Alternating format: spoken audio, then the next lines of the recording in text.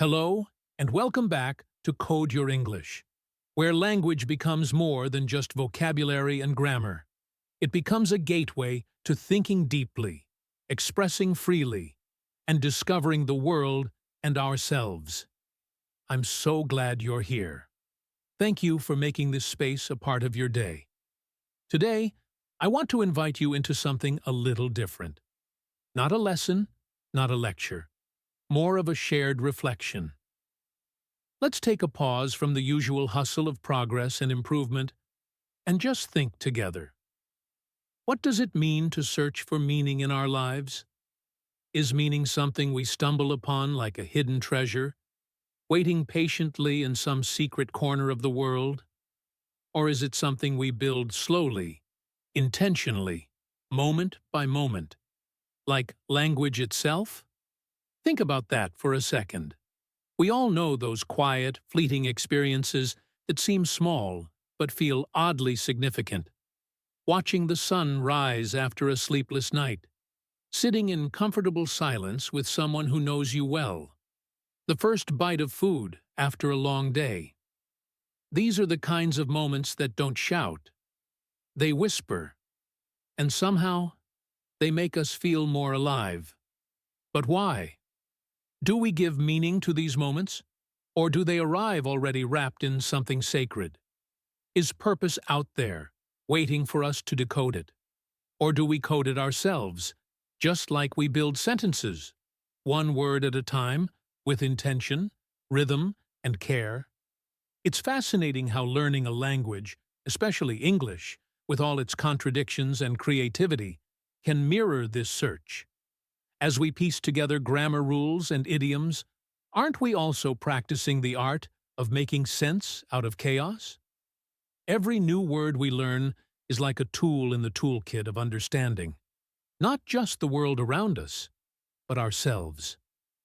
So, in today's episode, I don't want to give you answers. I want to open a door. Let this be a conversation, a journey inward and outward.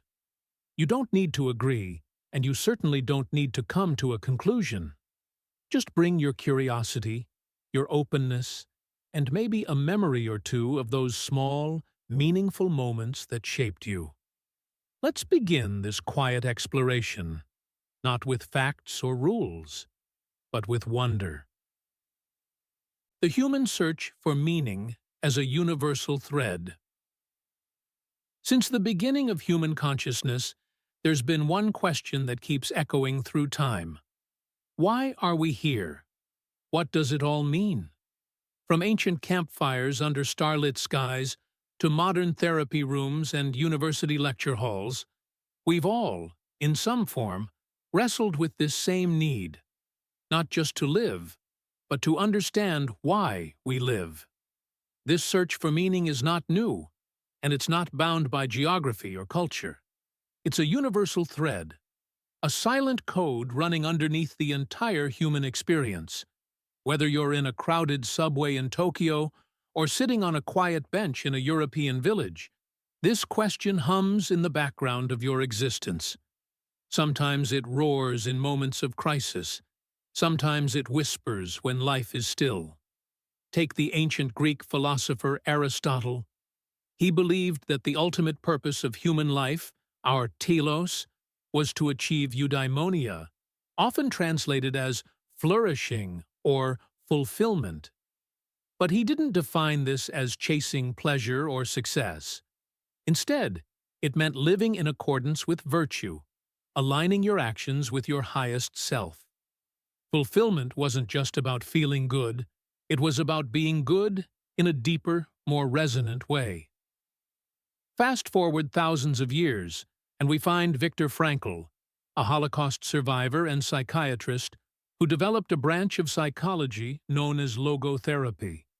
In his view, the primary human drive wasn't pleasure, as Freud thought, or power, as Adler proposed, but meaning.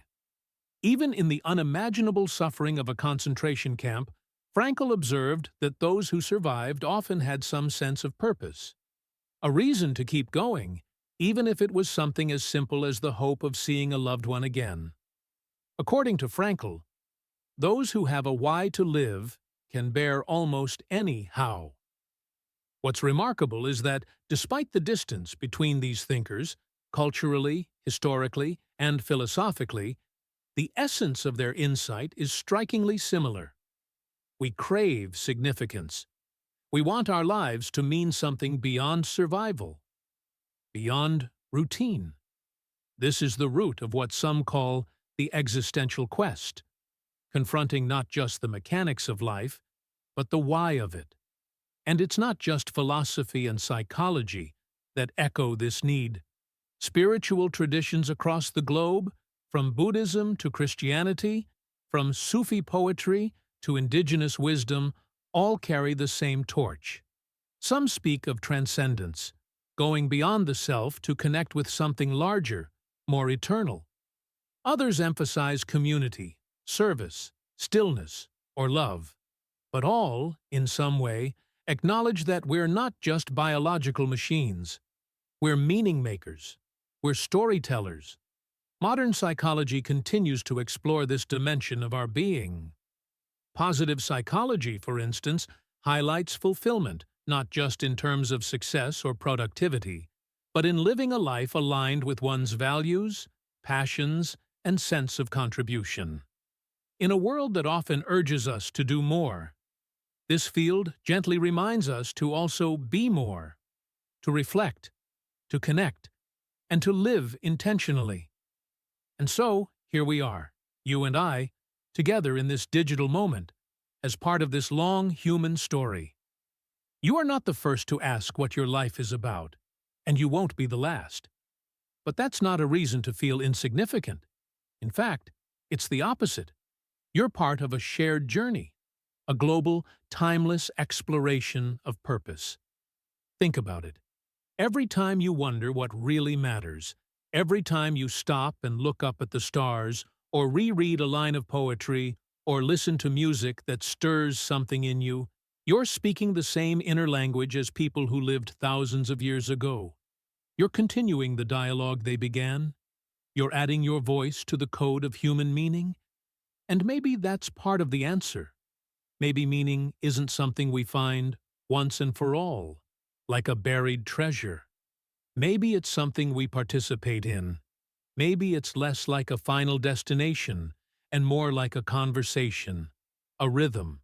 And maybe, just maybe, learning to code our own thoughts through language, through English, or any language, is a quiet act of reclaiming that human legacy, a way of writing ourselves into the story. So take a moment. Let that sit. This isn't about solving the mystery or reaching some ultimate insight. It's about recognizing that you're not alone in asking, and the very act of asking, with honesty, curiosity, and care, is already a step into meaning itself. External markers versus internal compass. As we move deeper into this exploration of meaning, we begin to uncover one of the most subtle but powerful tensions in our lives: the contrast between external markers of success and the quiet pull of our internal compass. This tension lives in all of us, whether we're aware of it or not. It's the difference between what the world tells us we should want and what, deep down, our soul quietly whispers we actually need. From a young age, most of us are handed a kind of invisible checklist. Get good grades, go to a good school, land a respectable job, buy a house, earn enough money to be comfortable, maybe get some recognition along the way. These things aren't inherently bad. In fact, many of them can be part of a fulfilling life, but they're often presented as the life, the goal, the default definition of success. But here's the question: what if you follow that path perfectly and still feel lost? What if you get to the end of someone else's map, only to realize it never led to your own destination? It's like navigating with a GPS that's been programmed by society. Fast routes, high-speed lanes, lots of efficiency. but no pause to ask if the coordinates were ever yours to begin with. You might be moving quickly, climbing high, collecting accolades, but are you heading in the direction that matters to you? Let's imagine a scenario. Picture someone. We'll call her Maya.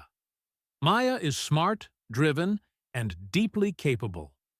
From the outside, her life looks like a highlight reel. She graduated top of her class, landed a high-paying job in a major city, and even got featured in a well-known magazine for her work. Her LinkedIn is thriving. Her parents are proud. Her peers admire her. And yet, every evening when Maya closes her laptop, there's a hollow ache. A quiet voice that says, "Is this it?" She goes to rooftop parties and takes yoga classes, but there's a fog she can't shake. Her days are packed, but she feels strangely disconnected from herself, from others, from anything that feels truly real. She's following the map, but it's not hers. And slowly, that realization begins to surface. She's reached a peak she never truly chose to climb. This isn't a rare story. In fact, it's becoming increasingly common. Many people reach impressive milestones only to discover that fulfillment doesn't automatically arrive with them. The truth is, external markers like wealth, status, or recognition can easily become masks. They look like progress, but sometimes they're just motion without meaning. The internal compass, on the other hand, doesn't shout. It doesn't flash. It doesn't trend on social media. But it knows. It quietly points toward what aligns with your values, your real ones, not the ones you've borrowed from others. It nudges you toward what feels deeply right, even if it's slower, less glamorous, or harder to explain at dinner parties. Your internal compass might lead you to make a career change that no one understands. It might urge you to stay in a quiet town when the world expects you to move to a big city. It might push you to create, teach, serve, or build something that doesn't come with fame, but fills your soul. And while external success is about achievement, internal alignment is about integrity. It's about the harmony between who you are and how you live. But this path asks something of us. It asks for courage, because tuning into your internal compass means you might have to say no to paths that others celebrate. It means embracing uncertainty, moving slower, listening more closely. And it means asking the harder questions, not just, what do I want to do with my life? But, what kind of person do I want to be? The irony is, the more we live from this place of internal clarity, the more the external things tend to fall into place. Not always perfectly, but more authentically. Your choices start to match your truth. And even if the road is messy or misunderstood, it begins to feel yours. So, take a moment now. Gently check in with yourself. Whose map have you been using? What are the markers you're chasing, and do they still reflect who you truly are? If they don't, that's okay. That's not failure. That's awareness. And awareness is the first step in reorienting your direction. Not toward someone else's version of success, but toward your own definition of meaning. Because at the end of the day, it's not about how far you go or how fast you move. It's about whether the journey feels like home. Everyday moments as sources of meaning. When we talk about meaning in life, it's easy to drift toward the big stuff: purpose, legacy, major turning points. We imagine careers that change lives, relationships that span decades, and breakthroughs that make headlines. But the truth, as quietly profound as it may be, is that meaning often lives in the small corners of our days. It's tucked into the rhythms of the everyday. Sometimes it's not the mountains that shape us, but the little things that keep the heart full. Let's be honest, most of life isn't made up of dramatic moments. It's made of Monday mornings, grocery store runs, quiet commutes, half-finished conversations. We spend more time in the ordinary than in the epic, but that doesn't make those moments less worthy. In fact, it might make them more sacred. Because if we can find meaning in the mundane, we don't have to wait for something special to feel alive. Life is the special occasion. I remember once, and it still sticks with me, I was sitting alone at a coffee shop, waiting for a friend who ended up being late. I was irritated at first, distracted, mindlessly scrolling through my phone. But then, an older man sat down at the table next to mine. He smiled politely, and after a few minutes, he started talking. Nothing deep at first, just weather, books, the flavor of the coffee. But somehow, the conversation flowed. He told me he used to be a literature teacher, shared how he used to read poetry to his students every Friday, and the way his eyes lit up when he described his favorite line from Whitman. "I am large, I contain multitudes." I don't know. Something about it just stopped me in my tracks. That moment didn't change my life, but it colored my day. It reminded me that connection doesn't need a name or a plan. It can simply be. That brief exchange, no agenda, no performance, felt more real than a dozen polished meetings or digital likes. And it reminded me, meaning often sneaks in through the back door, disguised as something small. Or think about the last time you helped someone without expecting anything back. Maybe you held the door open for a struggling parent with too many bags, or gave directions to a lost traveler, or picked up something someone dropped. Tiny gestures, yes, but those are the moments that say, "I see you." And to be seen, or to see others, even briefly, is to participate in something larger than ourselves. We live in a world that often tells us to chase the extraordinary, but meaning is patient. It waits in the ordinary. It shows up in the way we greet the barista, how we talk to children, how we speak to ourselves when no one is watching. It's not always in the grand speeches or the big accomplishments, but in those moments that stop you in your tracks. A sunset that catches you off guard. A song that hits a little too close. A memory that makes you smile on a bad day. There's an English idiom that says, "Don't miss the forest for the trees." But sometimes it's the single tree, one quiet moment, that holds the whole forest of meaning. It's in hearing your friends laugh after a hard week. It's in sharing a meal where no one touches their phone. It's in seeing a child share their toy without being told. These moments don't shout, but they speak. And if you listen closely, they often say, "This matters."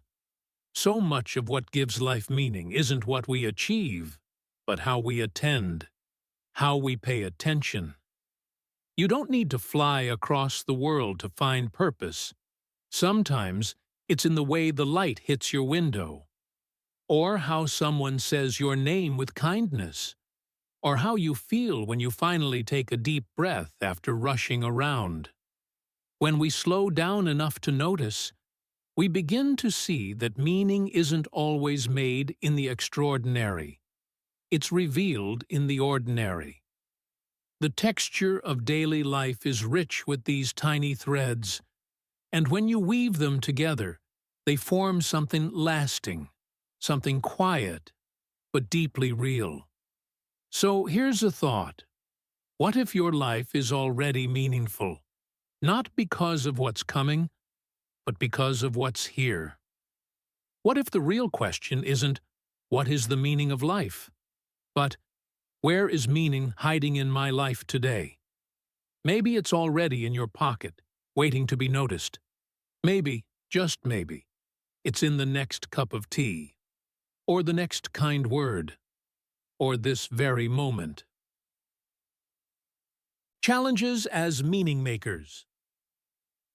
Life's meaning often feels like a puzzle made of many pieces: joy, connection, purpose.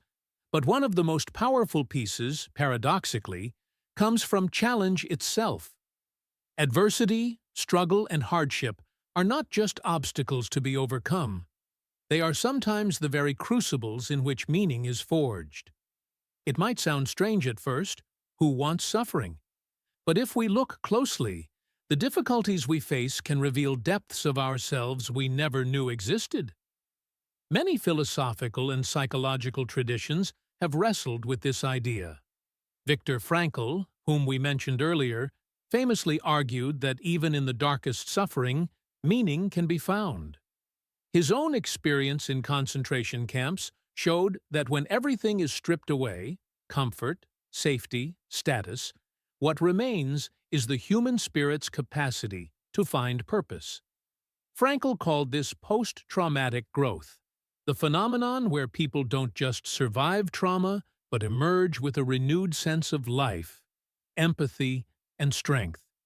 It's important to recognize that this doesn't mean hardship is good, or that pain should be romanticized. Struggle can be devastating. It can break us. But what sometimes follows is equally real: transformation. We learn new ways of understanding ourselves. We develop resilience, that quiet inner muscle that lets us bend without breaking. We gain empathy for others who suffer, because we've walked a hard path ourselves. When we face challenges, we are invited, sometimes forced, to reframe how we see our story. Instead of viewing difficulties as interruptions or punishments, what if we saw them as teachers? What if every struggle was a kind of invisible hand guiding us toward deeper insight and connection? This shift in perspective doesn't erase the pain, but it allows us to grow around it, like a tree that bends with the wind but stands taller for it. Think about your own life for a moment. Can you recall a time when something difficult, loss, failure, disappointment, fear, actually ended up shaping who you are? Maybe a moment when you surprised yourself with your strength, or when a painful experience opened your heart to others in a new way. These moments often don't make the highlight reel, but they are some of the most meaningful chapters in our stories. It might have been a job you lost that pushed you to discover a new passion, or a relationship that ended but taught you more about love and boundaries, or a period of loneliness that deepened your appreciation for connection. When we reflect on these experiences, it's easier to see how struggle becomes a kind of meaning maker. This process isn't always easy. Sometimes it takes time, months or years, to make sense of what happened. Healing is rarely linear, but the act of reflection itself, pausing to ask what we've learned, how we've changed, is a powerful tool. It reminds us that our stories are not fixed. They are living narratives that we can shape with our own hands. So here's a question to hold gently in your mind. Looking back, which challenges have shaped you the most? Not just the events, but the ways they changed your perspective, your priorities, your heart. How have those moments of struggle invited you into a deeper understanding of yourself and the world? In Code Your English, we often talk about language as a tool, not just for communication, but for meaning-making. When you give words to your challenges, you are coding your experience in a way that allows you to see it more clearly and share it more honestly. Storytelling becomes an act of healing and of connection, linking your unique journey with the universal human search for purpose. Meaning, then, isn't found in a perfect life. It's found in a real life, a life that includes light and shadow, certainty and doubt, triumph and pain. When we allow ourselves to hold these contradictions, to sit with discomfort And to listen deeply, we open the door to transformation. So if you're facing difficulty now, or remembering a past one, remember this: your challenges are not just obstacles on the road. They are part of the road itself, and sometimes the most profound meaning waits on the other side of struggle. Listening to the inner voice. As we continue this journey into the heart of meaning, we arrive at a place that might feel quietly radical. The power of listening, really listening, to our inner voice. In a world buzzing with distractions, deadlines, and constant external noise, tuning into ourselves can seem like a revolutionary act. Yet, it's often here, in the calm of introspection, that meaning begins to take shape. This inner voice isn't always clear or gentle. Sometimes it's a whisper amid the chaos, sometimes a persistent murmur, and other times a stubborn dialogue that refuses to be ignored. It's the ongoing internal dialogue we have with ourselves, a conversation that shapes how we perceive the world, how we make choices, and ultimately, how we create meaning. Engaging in self-inquiry, the practice of turning our attention inward with curiosity and kindness, can help us discern this voice from the cacophony of outside expectations and ingrained cognitive patterns. These patterns are the automatic ways our minds interpret experience, often shaped by past conditioning, fears, or assumptions. They can cloud our inner compass, creating noise that drowns out what we truly value. That's why practices like journaling, meditation, or simply taking quiet walks can be so powerful. When we write freely, without judgment, we give space for the inner voice to emerge in its raw, unfiltered form. Journaling becomes a mirror reflecting our thoughts, feelings, and desires, revealing patterns we might not otherwise notice. Meditation offers a different kind of listening, a stillness where the background chatter can settle and subtle insights can surface. And a quiet walk in nature can slow our pace enough to hear what's stirring beneath the surface. These moments of reflection are not about finding immediate answers or fixing problems. Instead, they invite us to become witnesses to our own experience, to notice the texture of our thoughts and emotions without rushing to change them. This gentle awareness creates space for clarity to arise naturally. Meaning often emerges when our daily choices align with what this inner voice reveals about our values and authentic self. It's not about perfection or having everything figured out. It's about a gradual recalibration, shifting small decisions, habits, and attitudes to better reflect who we really are, rather than who we think we should be. For example, if your inner dialogue reveals a deep need for creativity or connection, you might begin to carve out time for painting, writing, or meaningful conversations, even amidst a busy schedule. If it surfaces a longing for peace or balance, you might start setting boundaries or slowing down your pace. These adjustments might seem small, but over time, they accumulate into a life that feels coherent and true. Listening to the inner voice also means learning to trust yourself, even when external feedback is confusing or contradictory. It means acknowledging that the path to meaning is deeply personal and often non-linear. What feels right for one person may not for another, and that's not only okay, it's essential. Your inner voice is your unique guide through the complex landscape of existence. This practice of attunement, paying close attention to your internal signals, is like learning a new language.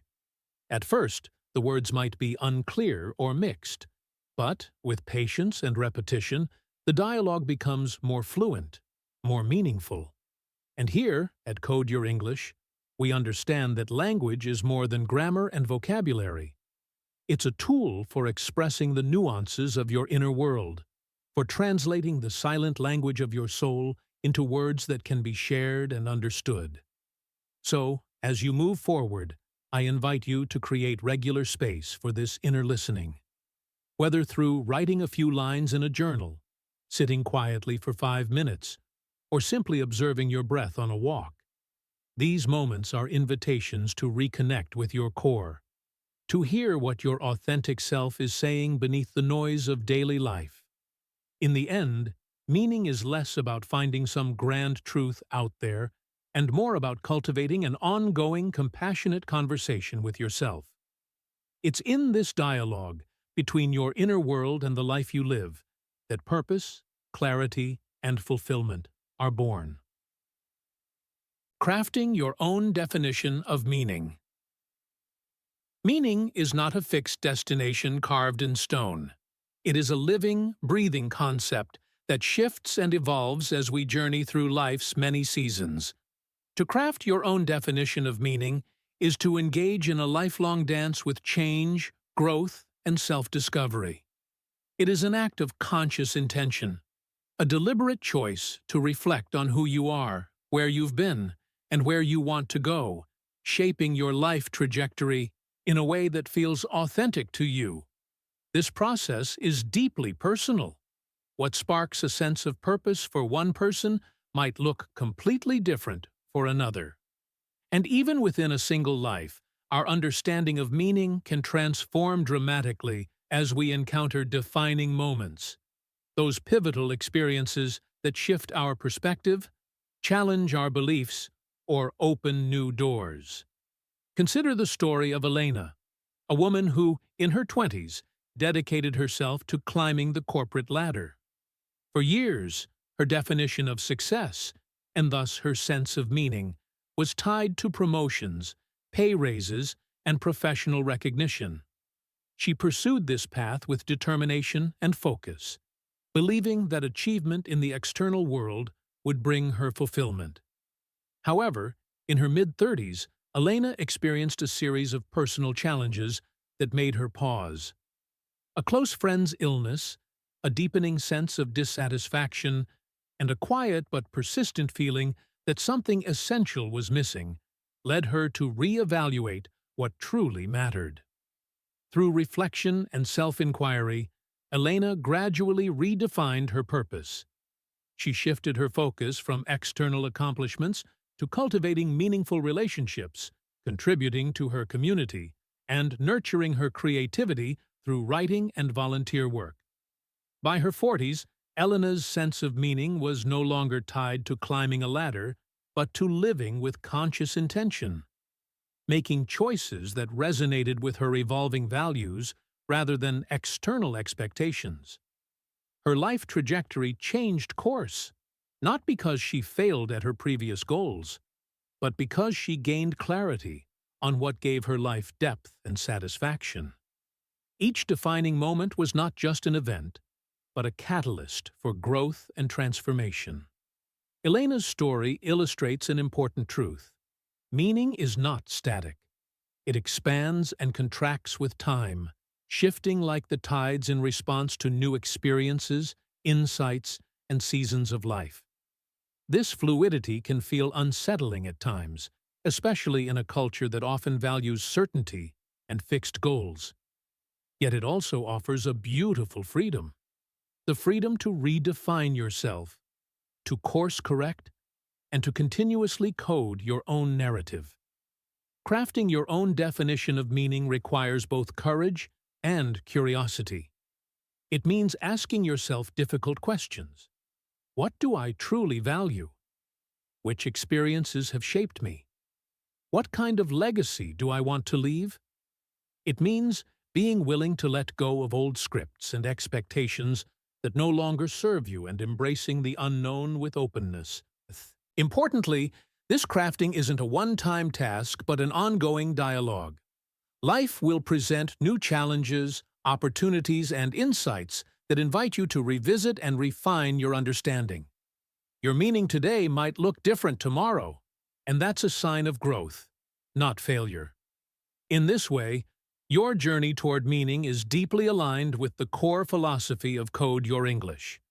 Language and life are dynamic, evolving systems that we actively shape. Just as you learn new words and expressions to better convey your thoughts and feelings, You can also learn to articulate and live out your unique purpose with clarity and intention. So, as you reflect on your own path, I encourage you to see meaning as a personal project, one that you are continually crafting with each choice, each experience, and each moment of self-awareness. Allow yourself the grace to evolve and the confidence to embrace the defining moments that will guide your way. Remember, your definition of meaning is yours alone, fluid, evolving, and deeply authentic. And that is the greatest freedom of all. As we come to the close of this conversation, I want to hold with you the gentle, complex beauty of meaning, the way it winds through our lives like a quiet river, sometimes rushing, sometimes still, but always present. We've traveled together through the universal search for meaning, touched on the tension between external markers and internal values, and explored how everyday moments, challenges, and our inner voice shape the fabric of what makes life feel purposeful. Meaning is not something distant or fixed. It's woven into the texture of your daily existence, often found in the small acts of connection, in the resilience born from struggle, and in the courage it takes to listen deeply to yourself. What feels so remarkable about this journey is that it's deeply personal, yet profoundly shared. Across time, culture, and circumstance, human beings have wrestled with these questions, not always arriving at the same answers, but finding comfort and insight in the exploration itself. Your search for meaning is part of this long, collective story, a thread that connects you to every person who has ever paused to ask, "What matters?" In that light, meaning becomes less about having a final answer and more about living a conscious intention. It's about recognizing that your life's trajectory can shift and evolve, that your values and purpose are not static, but grow as you do. You get to code your own narrative, to choose which values you carry forward, which stories you tell yourself, and which moments you decide to treasure. And that, in itself, is a form of freedom and empowerment. So, as you move forward from this conversation, I invite you to carry one small, intentional action with you into your week. It might be something simple, pausing to notice a moment that fills your heart, reaching out to someone in kindness, or setting aside a few minutes to listen to your inner dialogue without judgment. These seemingly small choices ripple outward, helping you align your daily life with the inner compass that guides you toward meaning. Before we part for now, I want to leave you with a few open questions. Not to answer immediately, but to sit with gently in the quiet moments that come between. If you could strip away all external expectations, all the noise of should and must, what would matter most to you? What small moments or values would you choose to prioritize? And how might your life look different if you allowed those to lead the way? Meaning is not a puzzle to be solved, but a path to be walked. Sometimes uncertain, often surprising, and always deeply worth exploring. I'm grateful you've shared this part of your journey here with Code Your English, and I look forward to continuing the conversation next time, discovering together the many ways language and life intertwine to create meaning.